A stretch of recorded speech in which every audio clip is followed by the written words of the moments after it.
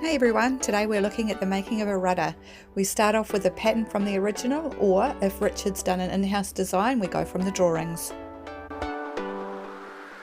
The rudder stock is fitted and we can begin the next stage.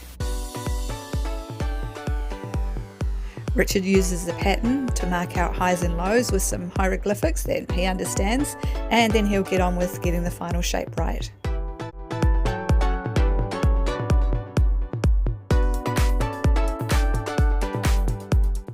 Once he has everything perfect, we set up for vacuum bagging. A bit of a clean up and then it's all go in the vacuum bagging department.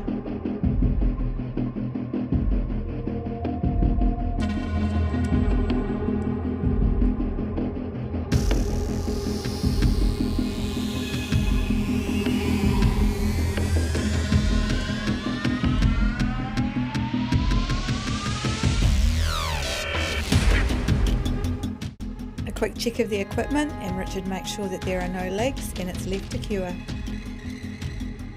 And then there's the usual filling, fairing, sanding and painting, and we are good to go.